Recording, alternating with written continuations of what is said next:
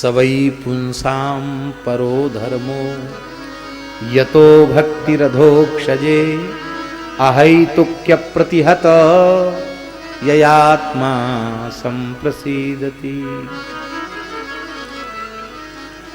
ऐसी जो अहेतुकी अप्रतिहता भक्ति है उससे दो पुत्रों का जन्म होता है। बड़े पुत्र का नाम है ज्ञान और छोटे पुत्र का नाम है वैराग्य। धन्य है ज्ञान। स्वामी जी ज्ञान के भी दो विशेषण दिए हैं, भक्ति के पुत्र ज्ञान के। ज्ञान भी अहेतुक अप्रतिहत ज्ञान, वैराग्य के भी दो विशेषण हैं, अहेतुक अप्रतिहत वैराग्य। देखिए वासुदेवे भगवती भक्ति योग प्रयोजितः जनयत्याशु वैराग्यम ज्ञानम च यद हेतुकम। अहेतुक अप्रतिहत ज्ञान और अहेतुक अप्रतिहत वैराग्य, बहुत ध्यान से सुने। ज्ञान में भी यदि हेतु होगा ना तो उस ज्ञान से अविद्या का क्षय नहीं होगा, अज्ञान का क्षय नहीं होगा। ध्यान में आई बात। आप व्याकरण न्याय वेदांत इन तीनों विषयों को पढ़ते हैं, व्याकरण न्याय के बिना वेदांत में गति नहीं होगी। पर आपने व्याकरण न्याय वेदांत इसलिए पढ़ा है कि हम अच्छे वक्ता बन जाएं, अथवा किसी शिक्षण संस्थान में वेदांत विभागाध्यक्ष बन जाएं, किसी विश्वविद्यालय में वेदांत विभाग के प्रवक्ता बन जाएं, तो आपका वह ज्ञानार्जन सहेतुक हो गया।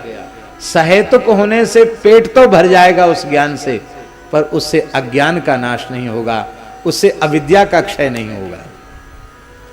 और जो ज्ञान सहेतुक होगा उसमें बाधा पड़ेगी।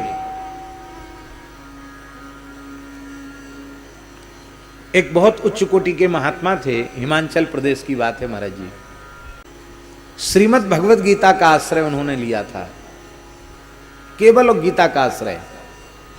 नारायण, केवल गीता का आश्रय लेकर के वे साधन में लगे और परब्रह्म की अपरोक्षानुभूति को उन्होंने प्राप्त किया। जीवन मुक्त महापुरुष थे। नाम मैं भूल रहा हूं, रमणेती वाले महाराज जी ने उनका नाम बताया था, नाम मुझे विस्मृत हो रहा है। हिमाचल प्रदेश में विराजते थे। तो एक बड़े विद्वान महापुरुष थे स्वामी श्री कृष्णानंद सरस्वती जी महाराज, बड़े अच्छे विद्वान थे। उनकी विरक्तों की मंडली चलती थी और उनकी मंडली में वेदांत के सर्वोच्च ग्रंथ वे ऐसे पढ़ाते थे जैसे पंडितों को सत्यनारायण व्रत कथा याद रहती, ऐसे पढ़ाते थे वो। उनके यहाँ तप और स्वाध्याय में सभी सन्यासी प्रवृत्त रहते थे। अपने समय के भारतवर्ष के सबसे बड़े विद्वान थे वो। तो उनकी विरक्तों की मंडली हिमाचल प्रदेश में उन संत के यहाँ पहुंच गई। उन्होंने सबका आदर किया, सबको वहाँ निवास मिला। तो उन महापुरुष ने देखा, कृष्णानंद जी ने, कि ये इनकी अवस्था बहुत ऊंची है। माने गीता में जो जीवन मुक्त पुरुष के लक्षण कहे गए हैं, गुणातीत पुरुष के लक्षण कहे गए हैं, तत्वज्ञ महापुरुष के लक्षण कहे गए हैं, वे सारे लक्षण इनमें दिख रहे हैं। उनको बड़ा आश्चर्य हुआ कि ये महात्मा ज्यादा पढ़े लिखे तो समझ में नहीं आते, कि ज्यादा न्याय व्याकरण वेदांत पढ़ा हो ऐसा तो नहीं लगते। तो इनकी यह ब्राह्मी स्थिति इनको कैसे प्राप्त हुई? तो उन्होंने उनसे पूछा कि स्वामी जी, आपको यह ऊंची अवस्था कैसे मिली? तो उन्होंने कहा कि अरे क्या स्वामी जी, आप बहुत बड़े विद्वान हैं, हम क्या आपको बताएं? नहीं नहीं महाराज, बताना पड़ेगा। तो उन्होंने कहा ये बताओ कि क्या जिज्ञासु बनकर पूछ रहे हो कि हमारी ज्ञान की थाह लेने के लिए पूछ रहे हो? यदि हमारी बुद्धि और शास्त्र ज्ञान की थाह लेने को पूछ रहे हो तो हम आपके समक्ष निरक्षर भट्टाचार्य हैं, हम कुछ पढ़े लिखे नहीं हैं। और यदि जिज्ञासु बन के पूछ रहे हो तो मैं उत्तर दूं, कहां हम जिज्ञासु बनकर पूछ रहे हैं। भारतवर्ष का इतना बड़ा वेदांत विषय का प्रकांड पंडित मेरे जैसे अनपढ़ से जिज्ञासु बनकर पूछ रहा, बोले हाँ पूछ रहा हूं, मुझे कोई संकोच नहीं, आप बताइए। तो महाराज जी बता रहे थे कि उन्होंने सीधे ही नाम लेकर कहा, कृष्णानंद, श्री और जी और उपाधि कुछ नहीं लगाई, सीधे ही कहा कृष्णानंद, एक बात हम तुमसे पूछते हैं। तुम जिज्ञासु बनकर पूछ रहे हो ना, जिस समय तुमने वेदांत विषय पढ़ना आरंभ किया उससे तुम्हारे चित्त की वासना क्या थी? ईमानदारी से बताना। बोले मेरी वासना ये थी कि मैंने विधिवत व्याकरण पढ़ा है, न्याय पढ़ा है, और वेदांत पढ़कर मैं भारतवर्ष के वेदांत विषय के प्रतिष्ठित विद्वानों में मेरा नाम हो, ये वासना थी, और मैं जीवन भर वेदांत पढ़ाऊं। तो बोले उस प्रयोजन की सिद्धि हुई कि नहीं हुई? बोले हाँ उसकी तो खूब हो रही है, पर अभी भी देहाध्यास का नाश नहीं हुआ, आत्मस्वरूप में स्थिति नहीं हुई। आपको कैसे हो गई? बोले कृष्णानंद जी, जब हमने घर छोड़ा, सन्यासी बने, तो थोड़ा संस्कृत में प्रवेश मात्र के लिए कुछ पढ़ लिया और केवल गीता जी को पढ़ा, और गीता जी को इसी उद्देश्य को लेकर पढ़ा कि शरीर संसार से पूर्ण वैराग्य हो, भगवत तत्व की अपरोक्षानुभूति हो। तो जिस भाव को लेकर के हमने पढ़ा वो भगवत कृपा से गीता जी ने हमको प्रदान कर दिया। महाराज जी, छोटे से छोटा ग्रंथ, छोटे से छोटा साधन आपको पूर्ण आत्मस्थिति प्रदान कर सकता है, किंतु उस साधन के पहले आपकी वृत्ति क्या है ये टटोल के देखना पड़ेगा।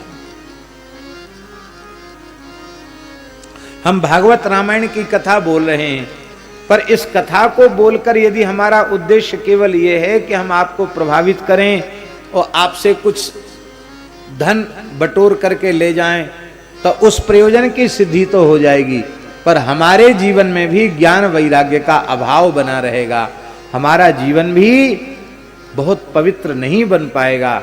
यदि इन पवित्र ग्रंथों को कह सुन करके भी हमारा उद्देश्य भगवत चरणारविंद में प्रेम की प्राप्ति का नहीं है तो